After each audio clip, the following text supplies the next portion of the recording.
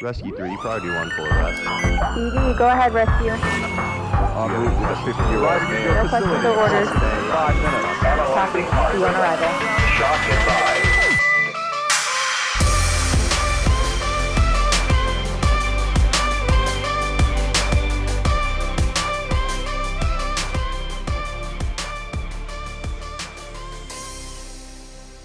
What's up, guys, and welcome back to another episode of After the Encode. So this week's gonna be a little bit different. We're introducing to you guys our new mini sessions, I guess you can say, Takeover Tuesdays. So this Takeover Tuesday is gonna be with moi. Sometimes it might be Caden, sometimes it might be me and a guest or Caden and a guest, but basically the gist of it is that it will be us separate.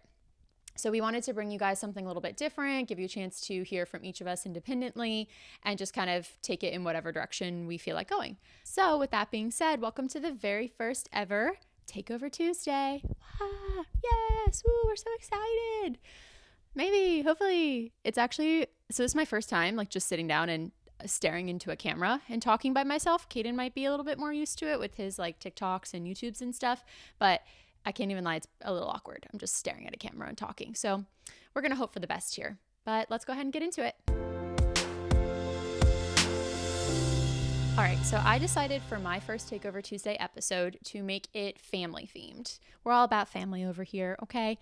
So the episode's titled The Questionable Quigleys because Quigley is my maiden name, and my family is interesting, to say the least. They've had some stories in their time. So we're going to start off strong, and I am going to tell my own stories as well, just to make it fair. If I'm going to put the rest of my family on blast, I should probably put myself on blast too. But I think we're going to start out with my dad.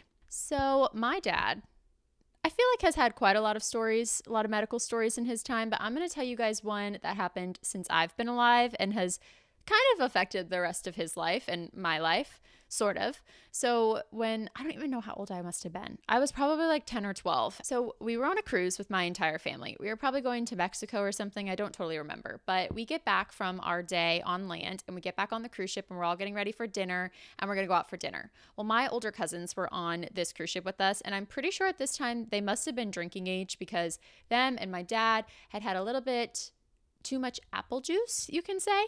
And you know, on the cruise ships, the stairwells, like the long stairs that you can take to get to the dinner reception area. Well, my cousins had been like jumping the flight of stairs. And in my dad's genius brain, he was like, I am young and vibrant.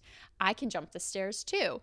So he decided he was going to play Superman and decided to throw himself off the stairs and jump down the flight of stairs just like my cousins did. But he landed on, I think it's his right ankle, landed on his right ankle very wrong and ended up not being able to stand up. They had to call the cruise ship infirmary people. I don't know, are they nurses? I'm not sure what they have on cruise ships, but they had to call the medical services on the cruise ship.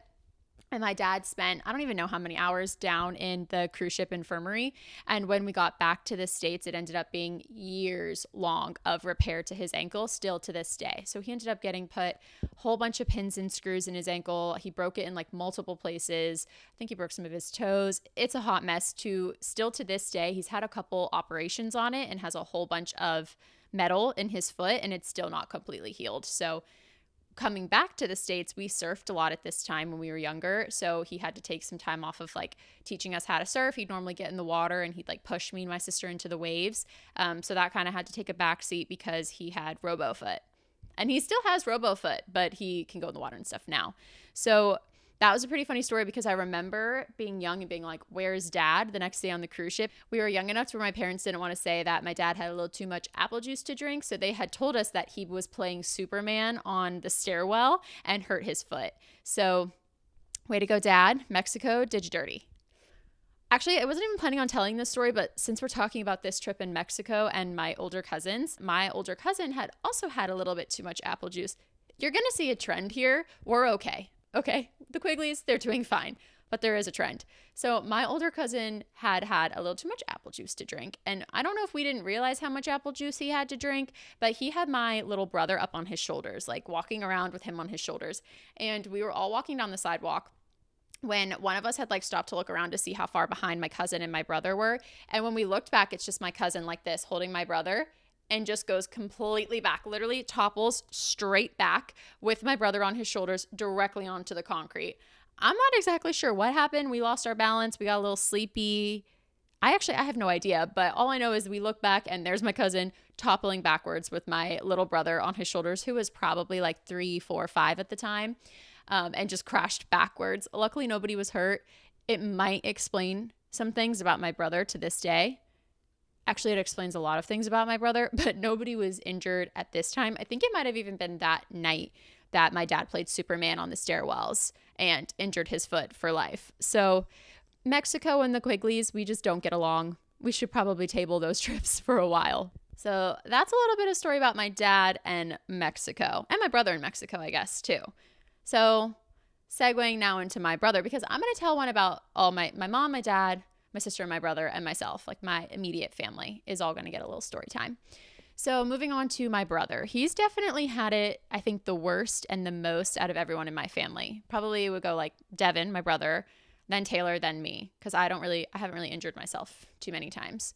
So my poor brother, I already told the Mexico story where he got dropped backwards on his head in Mexico, but that is definitely not the worst of his stories. So the one I'm going to share, I'm going to end up having to text him after I record this and make sure he's okay with me sharing this. And when he was little, again, I don't know the exact age, maybe like 5 to 7, somewhere in there, he was at his friend's house, and his friend's house had an indoor gym. So they were all playing around. I don't know exactly what they were doing, but my brother was leaned up against the treadmill. And I say treadmill wrong. I don't know if it's treadmill or treadmill.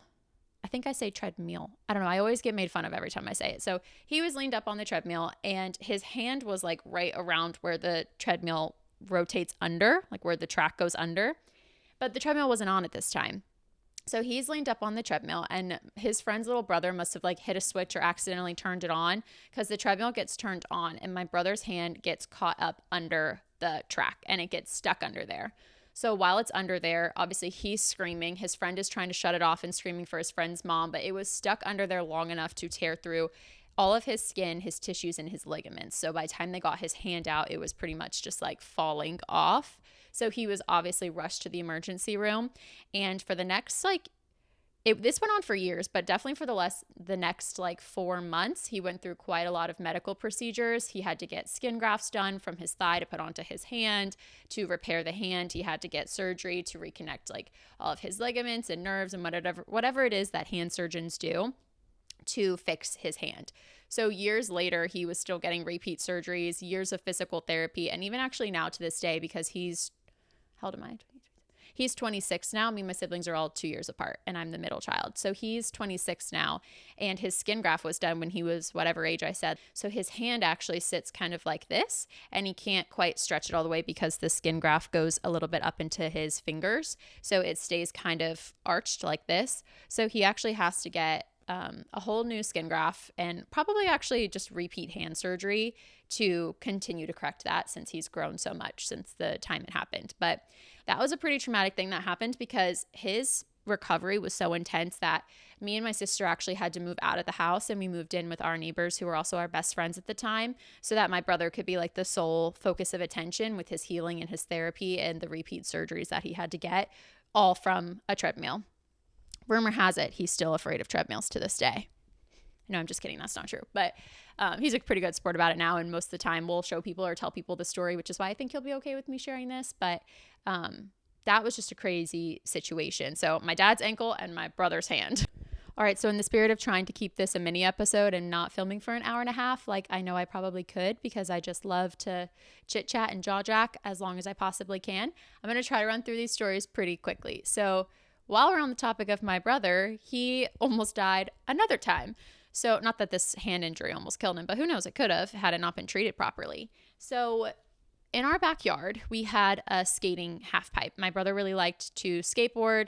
Back in the day, our family was very skateboard, surf, esque. So my brother and my dad built a half pipe in the backyard, which was super cool, because my dad also built a swing that went from one side to the other. So Devin liked to skateboard. Me and Taylor liked to pretend that we liked to skateboard. Really, we just wanted to wear etnies. Does anyone remember those shoes? I'm going to try to see if I can put them on the screen, because etnies were such a vibe back in the day. I remember I had purple etnies and I had a purple and pink skateboard. I did not go down the half pipe, but I would go down low and just kind of go back and forth to pretend I was a skater girl. Big Avril Lavigne fan at the time. So anyways, my brother and his friend had decided that they wanted to build like, I think like a platform or some sort of fort on the tree that was directly on top of the skate ramp. I don't know what the idea was, just to sit there and watch as like other people skated, like a viewing platform almost. Who knows what goes through like preteen boys' heads. So my dad had a bunch of construction stuff in his garage. So they were like, oh, let's get some PVC pipes and we'll build like a platform.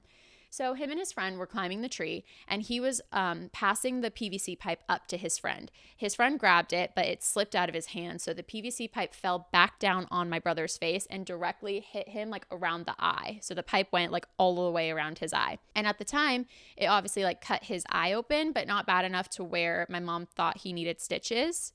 As a side note, my mom's an LPN, so she primarily does like home health care. But if anyone has any sort of medical parents growing up, you know that they will avoid the ER, hospital, doctors, whatever it may be, at all cost. So my brother had gotten the pipe dropped on his eye, and when he went in to show my mom, she cleaned it up, she put some steri strips on it and was like, it looks like it'll be okay. Like, you don't need stitches, it should be fine.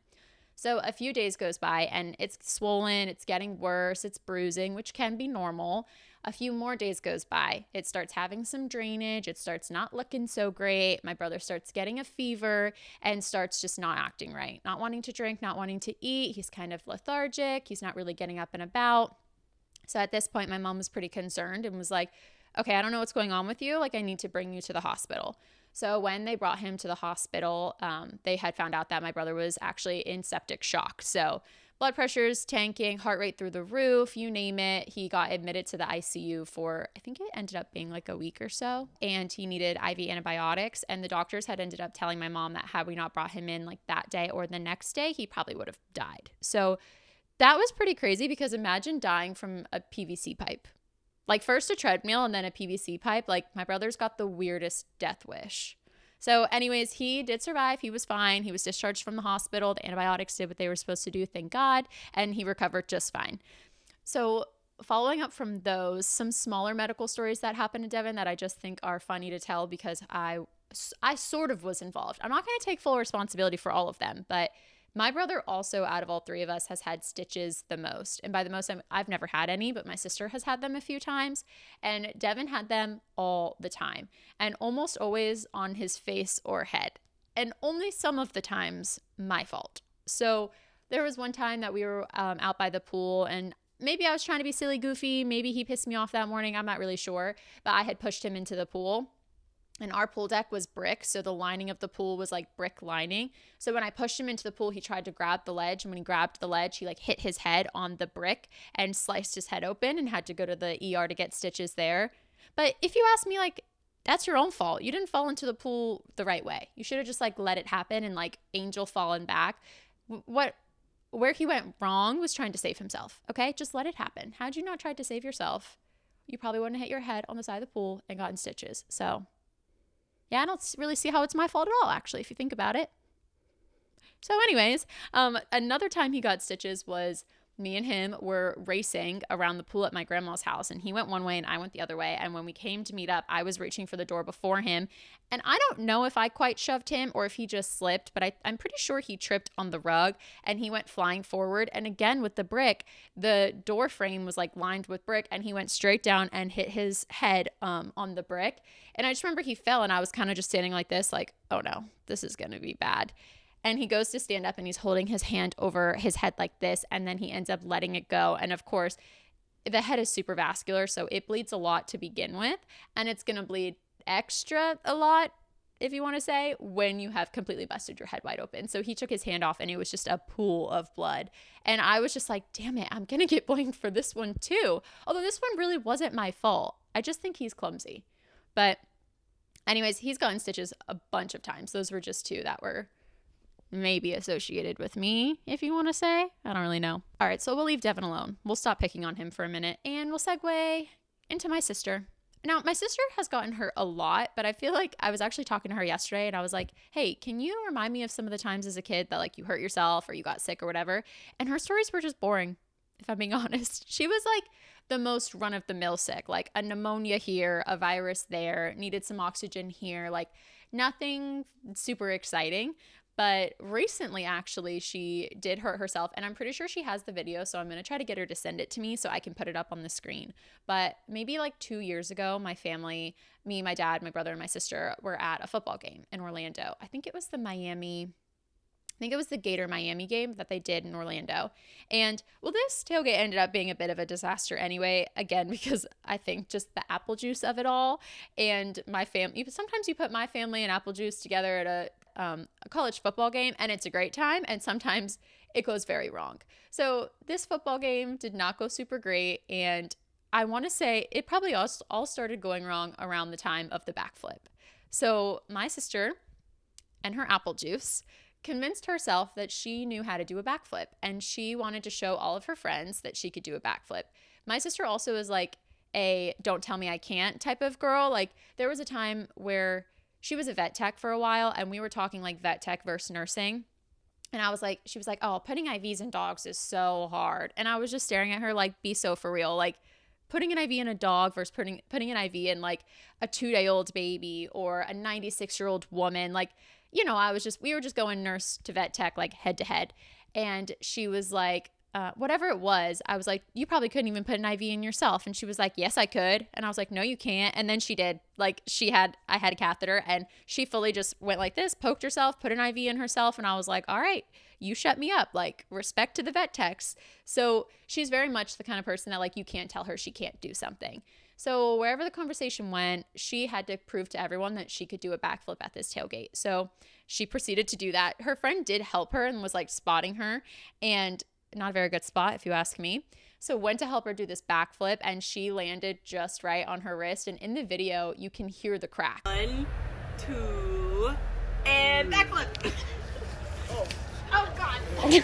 Like literally she flips upside down, lands on her wrist, and it's just crack.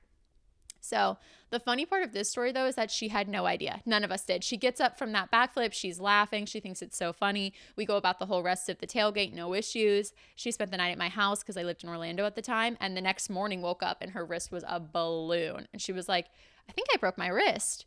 And I was like, how would you have broken your wrist? Totally forgot about the backflip situation. And we're going through her phone and she finds the video and she's like, oh my God, I broke it doing the backflip, and showed me the video and you could hear the crack. So that was pretty funny. And she actually just told me last night when we were talking about this that she had her cast on her wrist from the backflip, but she got in a four-wheeling accident like a couple weeks later. And I don't know the details of the four-wheeling accident. I think she hurt her neck primarily, but whatever x-rays she was getting following the four-wheeling accident, they had found that she had new fractures on the knuckles of the hand that was in the cast. So whatever she had done, and they weren't from the four-wheeling accident because they were healed not as much as the wrist, but too old to be from the four-wheeling accident. So she had broken her knuckles in the cast since her other injury. So just like, how does one break a bone that's in a cast?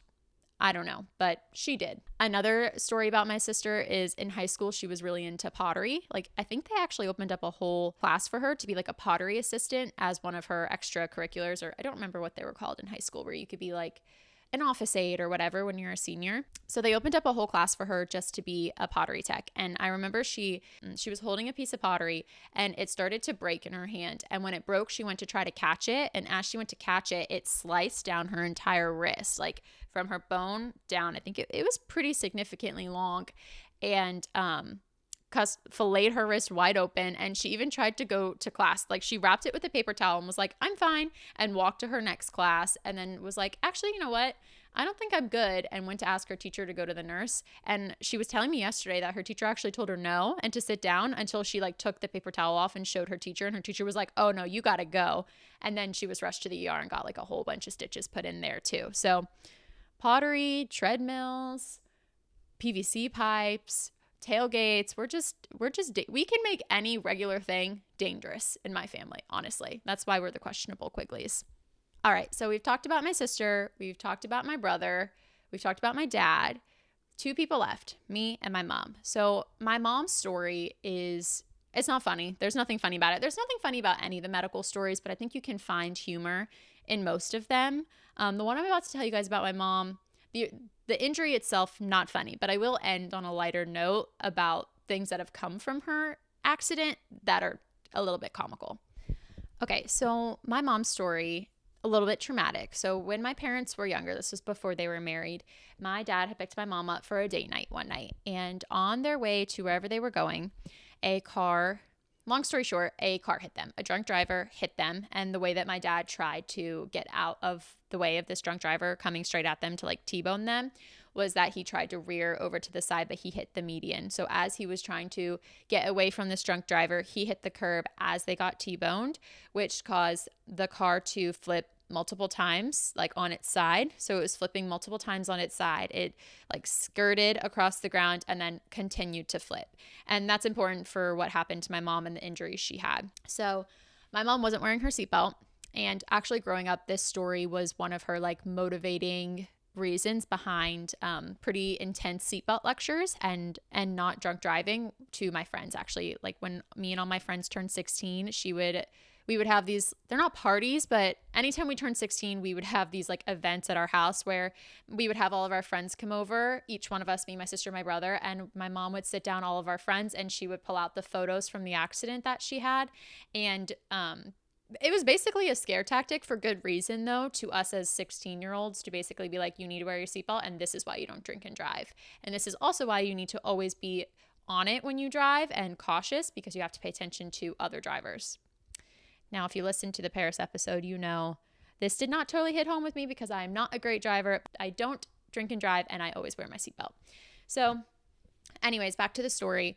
The car hit them, the car flipped multiple times and then skirted and then flipped again. So my mom wasn't wearing her seatbelt and the side of the car that the car like skirted down the road on was my mom's. So if you know anything about asphalt and friction, then you can kind of concur like what type of injuries my mom sustained. So when the car was skirting on the side, it was my mom's side and she received pretty significant burns to the whole side of her body from the asphalt. And so as she was skirting, it took off most sides, like most of the right side of her body.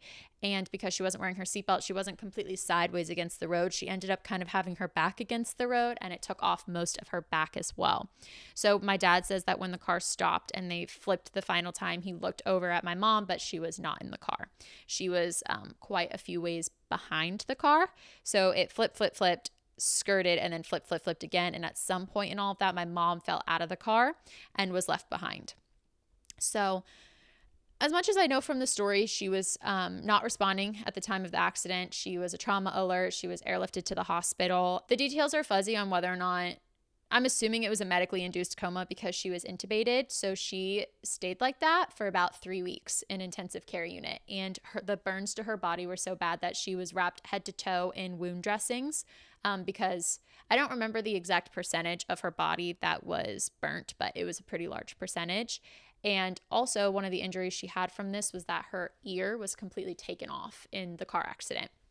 And they were never able to find it on the scene with all the debris of everything, but her ear was completely taken off. So she spent the next 3 weeks in the ICU going through all types of things. She doesn't remember most of it, obviously, because she was in a medically induced coma. So the bulk of the information I have is from like my grandparents or my dad at the time, which my parents weren't married. So I know that ended up being a big deal. Like my dad wanting to be there, but obviously like when you're just dating and something so huge has happened to the family, like my grandparents were definitely the ones that were primarily in the hospital room. My Mima specifically, which you do not mess around with my Mima, let me just say that. So yeah, that was a pretty long journey in the hospital. And that was just ICU of her being intubated. The rest of her hospital stay and the years of recovery that came, I know that it was a pretty like lengthy process. But the positive side to this situation is that it influenced my mom when she was all healed and recovered to actually go into nursing and was the reason behind her becoming an LPN. And she's had some crazy stories since then about now. I won't give away her age, but obviously I am 28 and this was before I was born. But recently my mom is in a new position as an LPN and she's been around providers and new hospital systems, and she's had so many run-ins with the physicians and actually the nurses. She was hospitalized last December and her nurse was one of the nurses that took care of her during this accident, which is just like obviously one, small town, but two, just like crazy. And I think that would be so crazy for me as a nurse to take care of the same person like 30 years later from something that was hugely traumatic that they didn't think she was going to live to see the next week, the next day, whatever. And then to see them 30 years later, hear all about them, and to hear about like the 3 kids that she had after the accident, like all of it's just pretty crazy. But that was obviously a pretty pivotal moment in her life and a pretty huge occurrence, and it's affected her life since then. She, for the next couple of years, actually ended up traveling with the primary surgeon who took care of her, because they were in a bunch of different news articles and they traveled to go to all these conferences, and my mom signed a bunch of rights to like have them show her before and after photos, because she had such significant burns and she had so many skin grafts done that I don't know if it was like breaking any sort of records at the time, but there was a lot of research studies being done on it. So she traveled with them a lot. And this is where it gets a little bit more funny. So I had mentioned that my mom's ear came off. So back then, I don't think prosthetics were as big of a thing as they are now. So they were actually trialing a few different ways for my mom to have either what looks like an ear or something that looks aesthetically pleasing to where you can't tell that she is missing an ear. So at this time, the plastic surgeon that she worked with created a prosthetic wax ear for her, and it was a magnet. So they implanted under my mom's skin a magnet and then made her a couple like magnetic, maybe it was made out of cartilage or wax, I can't remember. They made her magnetic ears. So she tells a funny story about how when she was traveling a lot, like for these press conferences and whatever like symposiums they were going to, she would travel with 3 of her ears. I think it was 3. And she would keep them kind of like wrapped up in paper towels and then put them in, I think it was like retainer cases almost. So she says that she always felt so bad because there was one hotel she stayed at where she left the ear wrapped in a paper towel. And these are meant to look lifelike. So she left an ear wrapped in a paper towel on the bathroom, like counter sink in a hotel, and said she always feels so, so bad for the maid that found that ear, unwrapped that paper towel, and just sees like what looks to be a human ear sitting on the bathroom counter. So there are funny stories that come from it. My mom no longer has the magnetic ears. She decided that when her and my dad wanted to start trying for kids, she didn't want little toddler me or my sister being able to pull up and pull down her ear like when we were, kids, like they grab at everything. So she didn't want us to grab her ear and then be traumatized from like body parts falling off. So she ended up getting more of like a skin graft to the area that covers her ear, or like the whole of her ear. Yeah, so another funny story that kind of leads off of this is that growing up, my mom loved to steal my jewelry. In high school, I was actually known for wearing like pretty crazy earrings. I would have these like big peacock earrings. It was a phase. Okay, now I'm like simple gold hoop. That's as far as I go. But back then I really loved like weird jewelry. And my mom would come in my room and she would steal my earrings. And the way I knew it was her and not my sister is because she would only steal one, because she doesn't have an ear on this side. So she would come and she would steal just one earring of mine all the time and then never give it back. And so for the longest time, I thought I was just losing one earring. And then I started realizing the trend. So then in the future, whenever I did really just lose one earring, my mom always got the set of earrings that I lost one of, because she could still wear them and I couldn't. So obviously like a pretty traumatic story for her, and it changed a lot of aspects in her life. It changed the whole projection of what she wanted to do with her life, but there were some good things that came from it. Like I said, she traveled a lot with this plastic surgeon, and because of that, they had giant blown up photos of the car accident, her injuries, her operations, all of it. Like I remember growing up, there was a room in our house that was just stacks and stacks of these like blown up photos.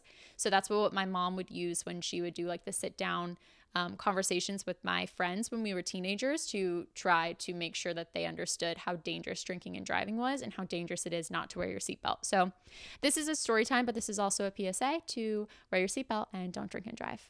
All right, so I've talked about my mom, I've talked about my dad, I've talked a little bit about my siblings. What about me? I know you guys are dying to know. What kind of mischief did I get into? What kind of injuries did I have?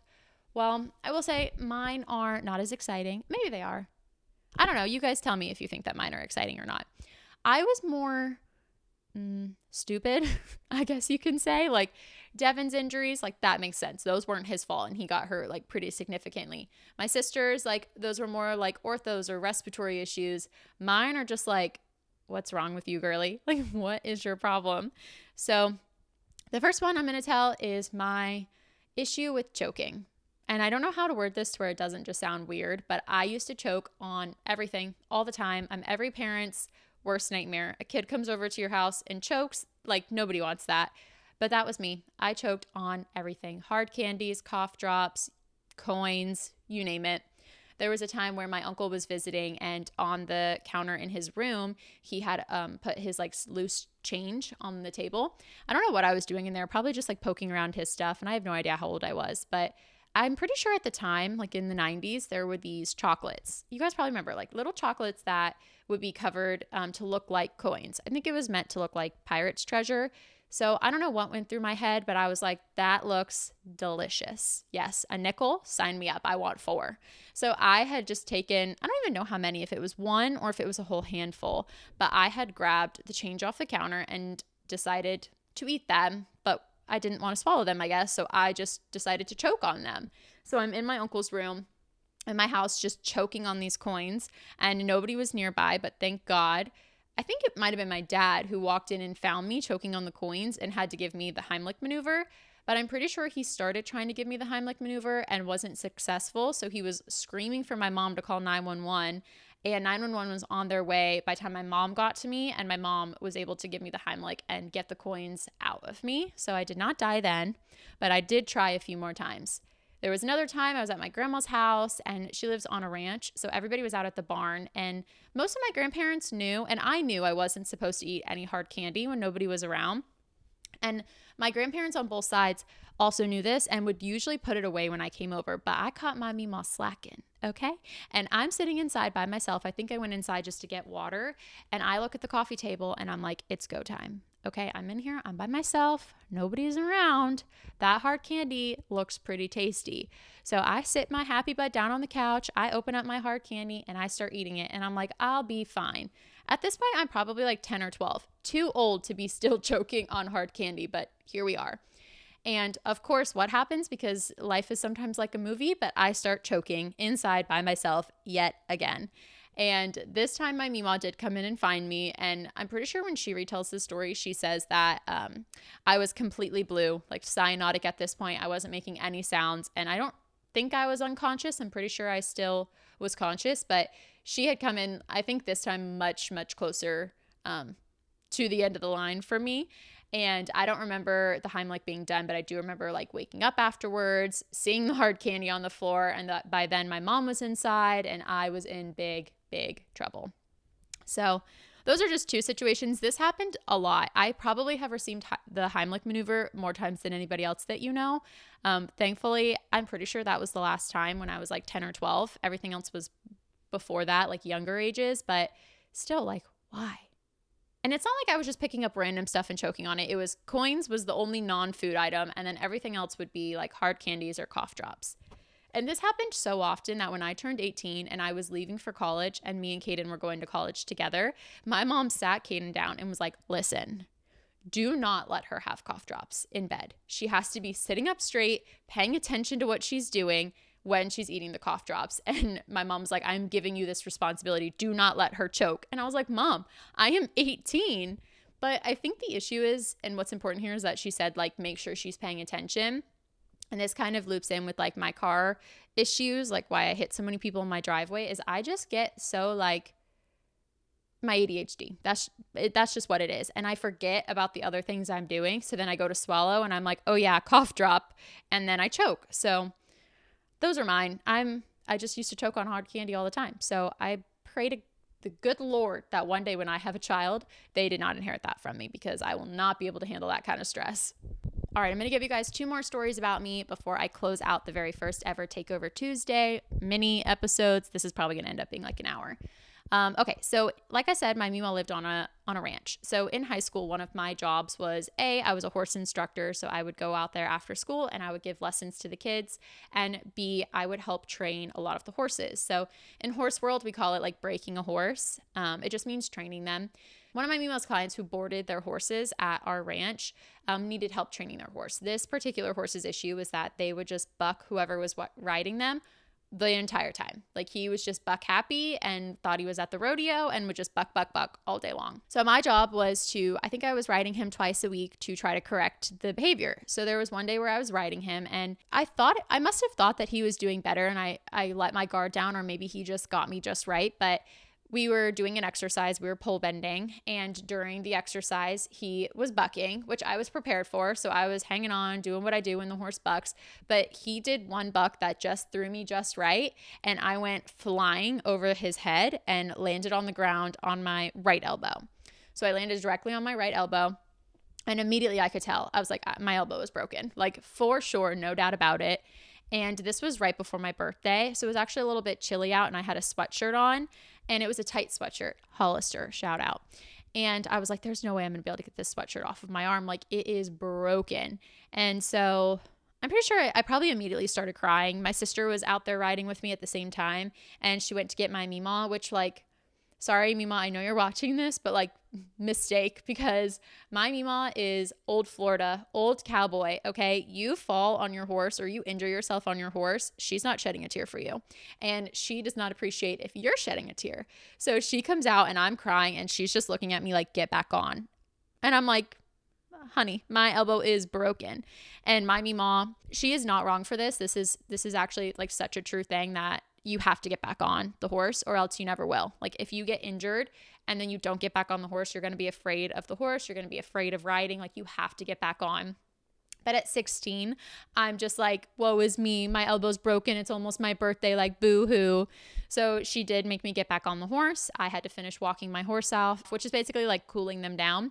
And then I had to detack them, which my sister helped because I obviously couldn't like pick my saddle up or anything. But I just remember that being like such a crazy time. And then we left the ranch and I begged my mom to take me to urgent care and I did fracture my elbow. So, and this was like 2 or 3 days before my 16th birthday. And the doctor was like, okay, we're going to put you in a sling, but you need to go get a hard cast. And like I said, with my mom, like she's an LPN. I didn't really want the cast. So between the two of us, we were like, nah, we don't need it. And I actually never went and got the cast put on my arm. So I still have like elbow issues on this side to this day.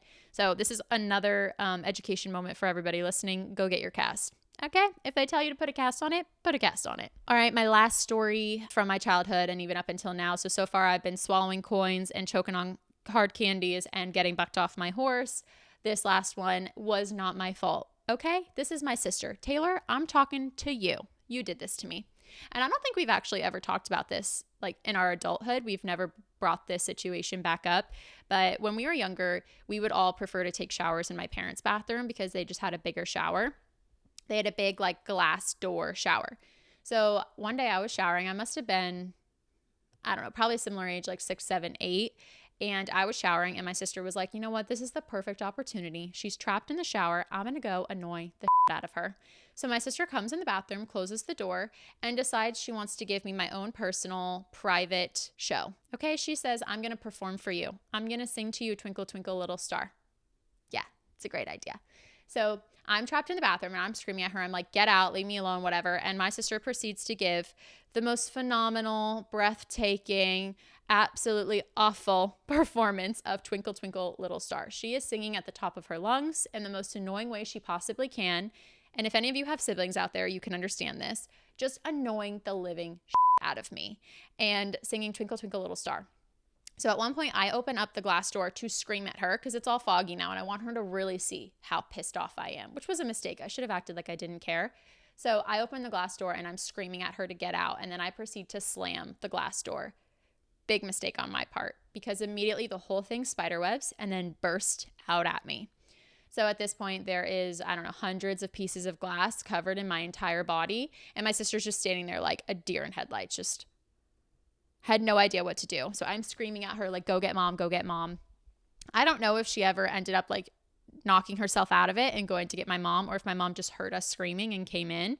But she proceeded to pick up a few pieces of glass out of me, enough where she could like pick me up, and she carried me to my bathroom, to where then we sat for the next 2 lovely hours as my mom picked every single piece of glass out of my body. No, we did not go to the hospital because my mom was like, you know what? I got this. I can get it out. And honestly, like looking back, I have no scars or anything, so nothing cut deep enough to where I needed to go to the hospital. But I did sit there for like 2 hours, and I have like little memories of just like looking down, and the shower was running on me and I'm just seeing like streams of blood going down the drain from like all my little tiny scratches and wherever the glass was lodged. I didn't have any huge injuries from this, but I did get one souvenir. Actually, no. 3 souvenirs from this situation.